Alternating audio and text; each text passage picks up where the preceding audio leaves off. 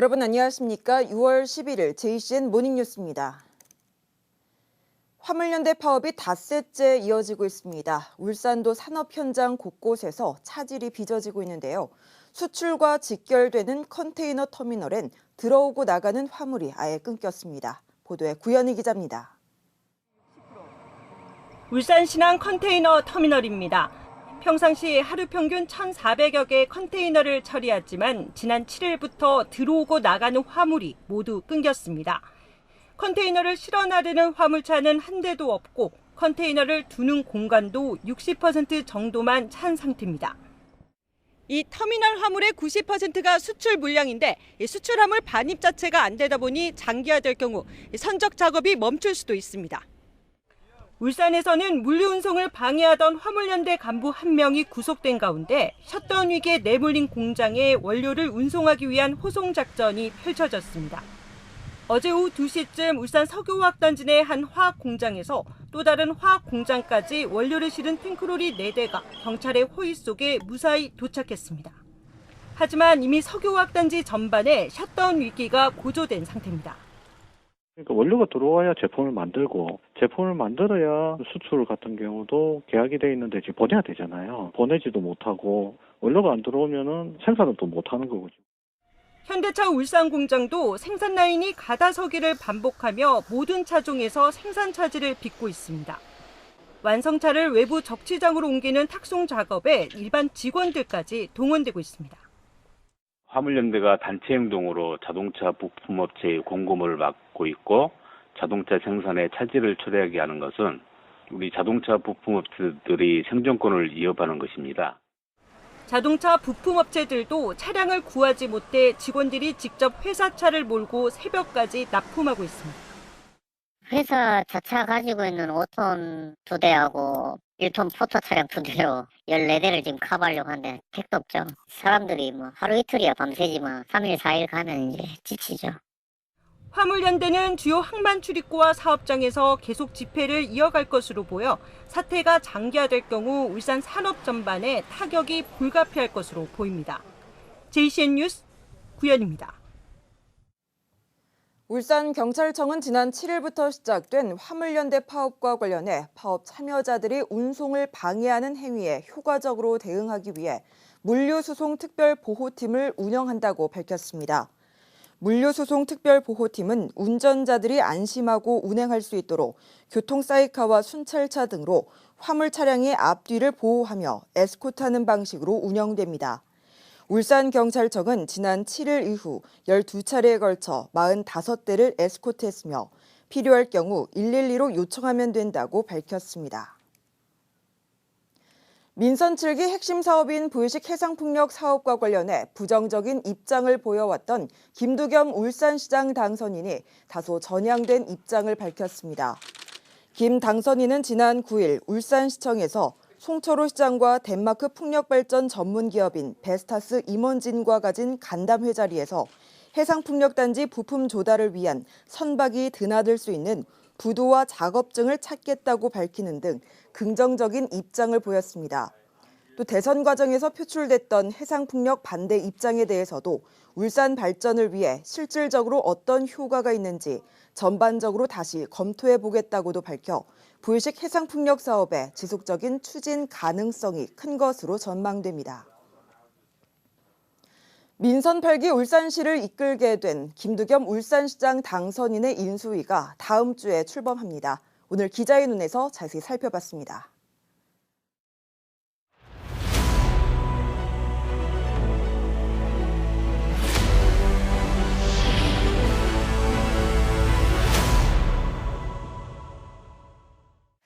민선 8기 울산시를 이끌게 된 김두겸 울산시장 당선인의 인수위가 다음 주에 출범합니다.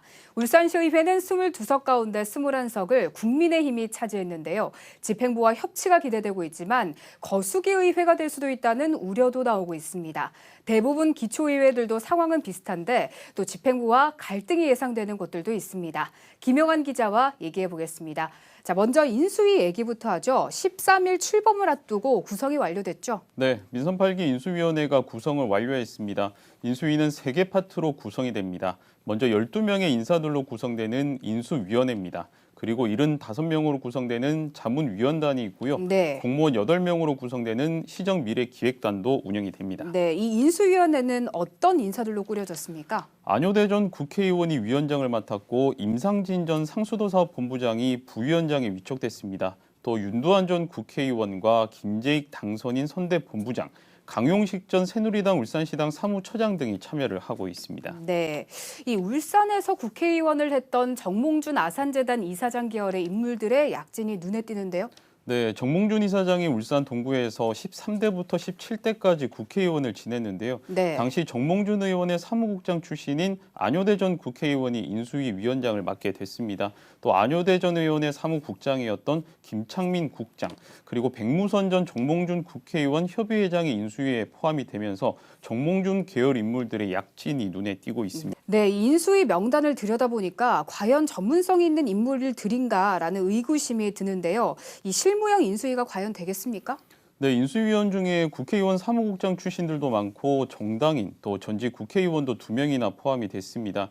이들이 어떤 전문성을 가지고 있는지는 잘 모르겠지만 정말 전문가들로 잘 구성이 됐는가에 대한 우려의 시선은 분명히 있습니다. 네. 김 당선인은 실무형 인수위를 구성해서 임기 시작과 함께 곧바로 업무를 보겠다고 했지만 인수위가 과연 서포트를 제대로 할 수 있을지는 지켜봐야 할 것 같습니다. 네, 이 75명으로 구성된 자문위원단을 운영한다고요?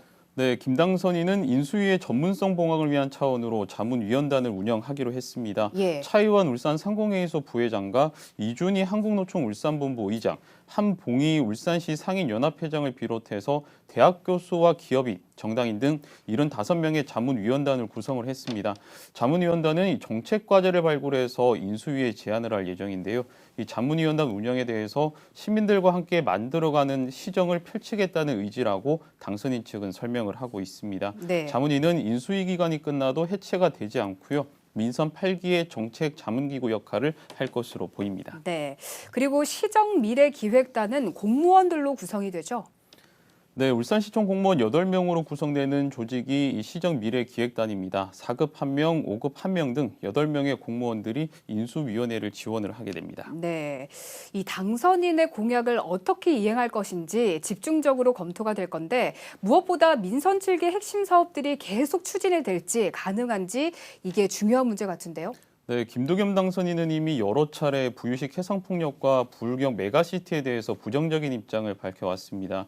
울산에 실질적인 이익이 있는지를 꼼꼼하게 따져봐야 한다. 네. 속도 조절이 필요하다 등의 말들을 해온 만큼 인수위에서 이 사업들이 집중적으로 검토가 될 것으로 보입니다. 그런데 지난 9일 울산시청에서 송초로 시장과 김두겸 당선인 그리고 덴마크 기업인 베스타스 인문이 간담회를 가졌는데요. 예. 이 자리에서 김 당선인이 부유식 해상폭력 사업과 관련해서 조금 전향적인 입장을 보이면서 앞으로 이 사업이 어떻게 진행될지에 관심이 모아지고 있습니다. 네, 인수위의 행보 앞으로 지켜보도록 하고요. 인수위 사무실은 상수도 사업본부에 마련이 됐죠? 네, 당선인의 인수위 사무실은 울산시 상수도 사업본부 3층과 4층을 사용하게 되고요. 네. 13일부터 7월 20일까지 38일간 운영이 됩니다. 인수위 측에서 가급적 자유로운 취재가 가능하도록 하겠다고 밝혔으니까요. 네. 인수위 소식은 자주 전해드리도록 하겠습니다. 네, 이제 의회 얘기 좀 해보겠습니다. 울산시 의회는 국민의힘이 거의 싹쓸이를 하면서 김두겸 집행부에 당연히 힘이 실리겠죠? 네, 울산시의회가 전체 22석인데 국민의힘이 21석을 가져갔습니다. 민주당은 비례대표 한 석을 겨우 건졌는데요. 한석이요. 네, 예. 집행부의 예산 확보나 각종 사업들의 의회 차원의 지원이 잘 될 것으로 예상이 됩니다. 네, 이 집행부와 협치가 기대가 되고 있지만 거수기 의회가 될 수도 있다는 우려도 있는데요.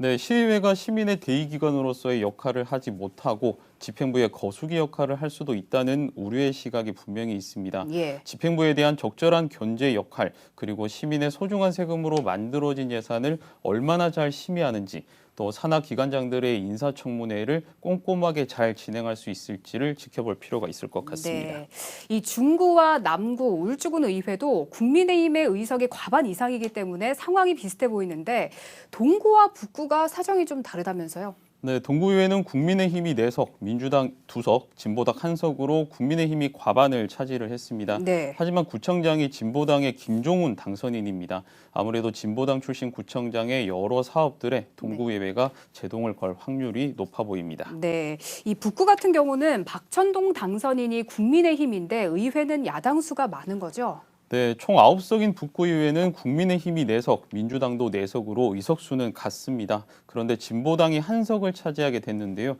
그래서 야당의 의석수가 더 많아졌습니다. 예. 의회 복귀에 성공한 진보당 강진희 당선인이 캐스팅 보트가 됐습니다.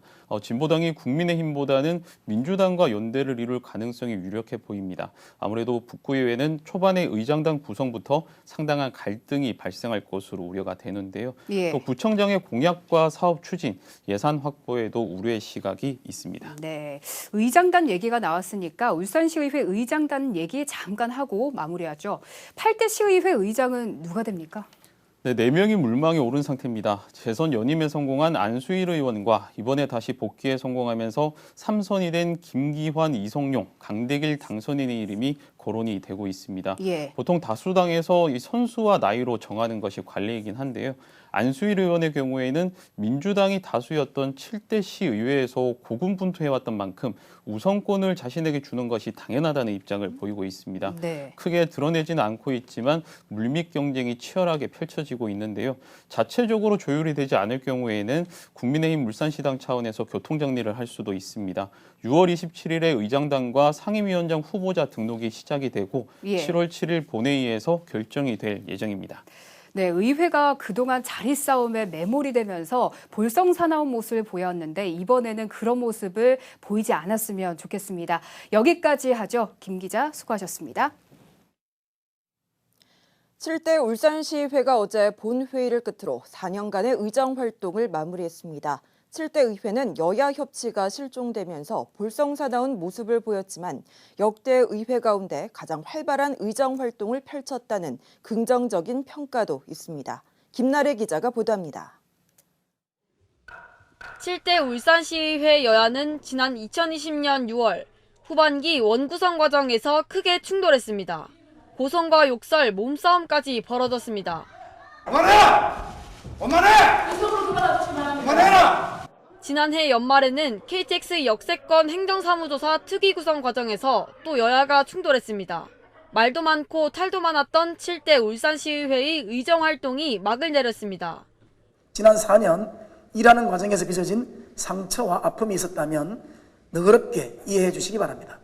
7대 시의회는 역대 의회 가운데 가장 활발한 의정활동을 펼쳤다는 평가도 있습니다. 100건에도 미치지 못했던 의원 발의 조례안 건수가 7대 의회에서만 460건이 넘었습니다. 다양한 정책 대안을 제시해 주셨고 재난지원금과 일상회복지원금 지급 등 시민의 삶에 긴급히 필요한 추경 예산안 처리에도 한마음 한뜻이 되어 주셨습니다. 코로나19로 어려운 상황 속에서도 교육행정 하나하나를 챙겨주신 어머님들의 노력 덕분에 우리 아이들이 빠르게 일상을 회복하고 있습니다. 의정비를 4년간 동결하면서 시민과 고통을 분담했고 주요 사안과 안건에 따라 의사일정을 탄력적으로 운영했으며 윤리특위를 구성하는 등 혁신하는 모습도 보였습니다. 7대 울산시의회가 막을 내렸습니다. 여야 의석수가 확연히 달라진 8대 울산시의회는 어떤 의정활동을 보여줄지 관심이 모아지고 있습니다. JCN 뉴스 김나래입니다. 울산 지역 경찰의 출동 건수 차이가 지역별로 상당히 큰 것으로 나타났습니다. 국민의힘 박성민 국회의원이 경찰청으로부터 받은 자료에 따르면 지난해 울산 지역 전체 출동 건수는 17만 5,400여 건이었고 이 가운데 남구 삼산지구대가 15,300여 건으로 출동이 가장 많은 지구대로 나타났습니다. 경찰 1인당 출동 건수는 북구 화봉파출소가 268건으로 가장 많았고 울주군과 북구 지역 파출소는 출동 건수가 100건 미만으로 집계됐습니다. 박성민 의원은 경찰 1인당 출동 건수 차이가 크다며 경찰 인력을 촘촘하게 배치하고 근무 체계를 개선해야 한다고 지적했습니다. 울산시티병원 조현우 병원장이 인공관절 수술 5,000회를 달성했습니다. 조 병원장은 2004년 7월 병원 개원 이후 2018년에 수술 3,000례를 달성했고 2020년에 4,000례 돌파에 이어 올해 5,000례 달성에 성공했습니다. 조 병원장은 50여 년이라는 긴 세월 동안 최선을 다해 수술에 매진한 결과라며 몸이 허락하는 한 환자를 위해 계속 수술에 임하겠다고 밝혔습니다. 울산시티병원은 북구 지역 응급과 중환자 거점병원 역할을 위해서 400병상 규모의 증축 공사를 진행 중이며 올 연말에 완공될 예정입니다.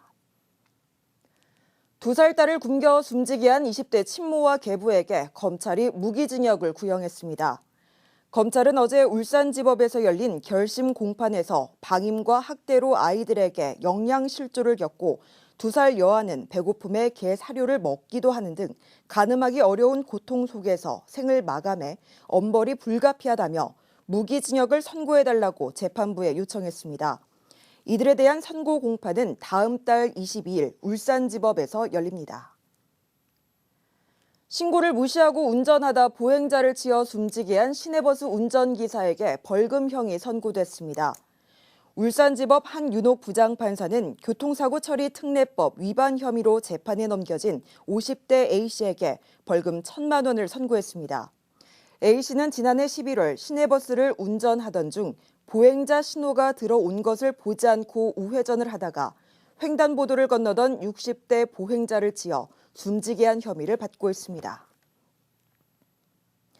보이스피싱 대포폰 가입자를 모집하는 방법으로 10년 동안 사기 행각을 벌여온 해외 총책이 수사 착수 6개월 만에 필리핀에서 경찰에 붙잡혔습니다. A씨를 포함한 보이스피싱 조직원 50명도 전원 검거됐는데 피해액만 무려 210억 원에 달했습니다. 박정필 기자입니다. 승용차에서 내리는 한 남성. 보이스피싱 등 사기 혐의로 필리핀에서 도피 중이던 보이스피싱 대포폰 모집 총책 김 씨가 검거되는 모습입니다. 경찰은 지난 5월 검거된 해외 대포폰 모집책 이 씨의 텔레그램으로 김 씨를 유인해 검거하는 데 성공한 겁니다. 지난해 12월 동구 지역 단순 보이스피싱 사건 수사 시작 후 6개월 만입니다. 21년 12월 접수된 보이스피싱 사건의 상선을 추적하던 중 피라미드형 다단계 대포폰 모집 총책 김 씨의 인적 상황을 밝혀내고 필리핀 거주 사실을 확인하여 경찰청, 인터폴 국제공조과 공조 요청하여 현지에서 등반하게 되었습니다. 또 필리핀에 거주 중인 공범 이 씨와 대포폰 모집 총책 2명, 국내 대포폰 모집책 5명, 수거책 2명 등 조직원 50명 전원을 검거했으며 이 가운데 5명을 구속했습니다. 이들은 무작위로 전화를 걸어 대포폰 명의자 41명을 모집했습니다. 자신의 명의는 개통비 100만 원, 지인 소개는 50만 원을 지급했습니다. 특히 통신사의 타 지역 서비스를 이용해 회선을 늘리는 편법으로 범행을 저질렀습니다. 신용도가 좀 높은 사람들은 150개까지 만들 수 있다고 합니다. 일반 시민들이 개통하게 만든 다음에 이걸 보이스피싱 조직에 넘겨서 이걸 가지고 문자를 발송하고 이렇게 범행을 진행합니다. 울산 지역 피해자 43명의 피해 금액 11억 원을 포함해 전국적으로 피해액만 무려 210억 원에 달합니다. 김 씨와 조직원 일당 전원을 검거한 경찰은 현지 교도소에 수감 중인 김 씨의 국내 소환 절차를 진행 중에 있으며 소환 후 정확한 피해 인원과 피해 금액 등을 조사할 예정입니다. JCN 뉴스 박정필입니다.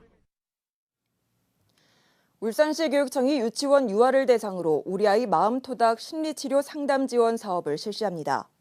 이 사업은 여러 가지 이유로 심리적, 정신적 어려움을 겪는 유아들에게 마음 건강 회복을 지원하기 위해서 마련됐습니다. 지원 대상자로 선정되면 학부모가 원하는 기관을 선택해 심리치료와 상담을 받고 교육청에서 치료비를 지원하는 방식으로 진행됩니다. 한편 지난 4월 실시한 1학기 지원 사업에 모두 69명이 신청했으며 2학기 대상자는 오는 10월에 선정할 예정입니다. 울산을 찾는 겨울철 세종이 늘고 있는 것으로 나타났습니다. 울산시가 겨울철 조류 모니터링을 실시한 결과 겨울철 세종이 지난해 90종에서 올해 97종으로 종수가 증가한 것으로 나타났습니다. 늘어난 종은 호사비 오리와 귓불 논병아리, 젓갈색 흰죽지 등 7종입니다. 울산시는 국제 철새 이동 경로 사이트에 등재됐고 모니터링 요원들의 경험도 쌓이면서 더 많은 개체수를 식별하는 능력을 갖추게 된 것으로 분석했습니다. JCN 모닝뉴스를 마칩니다. 함께해 주신 여러분 고맙습니다.